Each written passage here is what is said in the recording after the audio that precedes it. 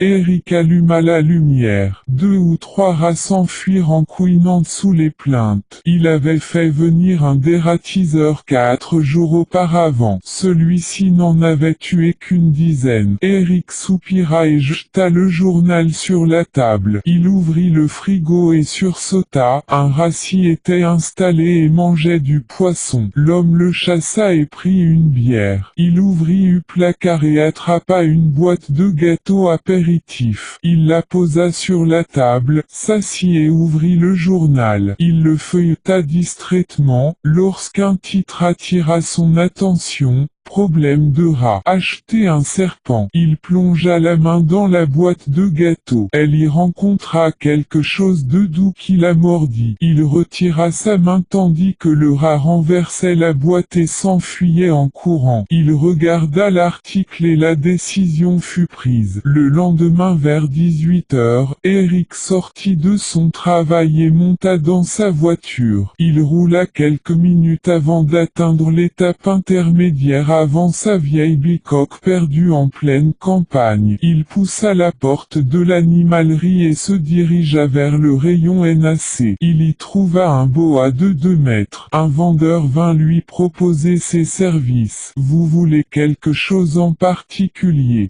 Non, répondit Eric en regardant le long corps du serpent. « Ah, vous regardez notre boa ?» sourit le vendeur. Oui. Quand il vit le prix, Eric se demanda si ça valait la peine de le prendre. Puis, ses yeux rencontrèrent le panneau « Nourriture, rongeur ». Je le prends, dit Eric au vendeur. Quelques secondes plus tard, il sortait du magasin, le boa dans une boîte transparente. Eric avait demandé des conseils concernant le dératissement. La nuit, le serpent doit se déplacer comme il veut, et le jour, il faut le remettre dans la boîte, qu'il faut éclairer d'une lampe à infrarouge ou d'une lampe UV, lui avait dit le vendeur. Eric déverrouilla les portes de sa Volvo V40 et mit le serpent à l'arrière. Il lui fallut 15 minutes pour arriver chez lui. Dans l'entrée, il hésita longuement à relâcher le boa, mais la vue du journal grignoté confirma ce qu'il voulait faire depuis le début. Il posa la boîte sur la table, à côté du journal,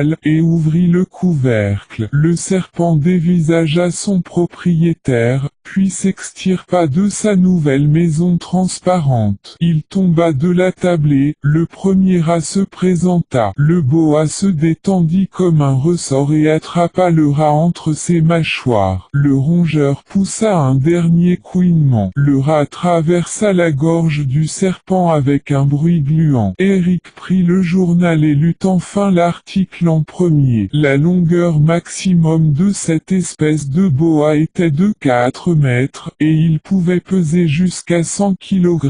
Il mangeait 3 à 4 rats per nuit. Pour fêter la mort des rongeurs, Eric regarda un documentaire sur les boas. À la fin de l'émission, Eric hésita à aller se coucher. Dans le documentaire, de nombreux voisins et pompiers témoignaient l'horreur du spectacle du serpent avalant son propriétaire. Mais aucun drame de ce genre ne s'était produit dans la région. La nuit d'Eric fut tout de même agitée, les bruits de couinement des rats, le bruit gluant quand il passait dans la gorge du serpent et le son de celui-ci rampant un peu partout le réveillèrent plusieurs fois. Le matin, il avait des cernes, le teint pâle et les traits tirés. Le nombre des rats avait tout de même diminué, et quand Eric remit le serpent dans la boîte, il remarqua que le serpent avait grandi et grossi. Les journées semblaient pareilles, lever, petit-déj, boulot, midi, boulot, pause café, boulot, maison, dîner, télé, nuit blanche, et ainsi de suite. Pendant une semaine, Eric fut pris dans cette boucle temporelle. La 7e nuit, il n'y eut pas de bruit. Le serpent avait énormément grandi. À présent, il mesurait près de 8 mètres. Eric se promit de le signaler à l'animalerie dès le lendemain. Mais où était le serpent? Sous le frigo, contre l'écran encore chaud de la télé, ou dans la chambre d'Eric plongé dans l'obscurité. Et s'il avait faim?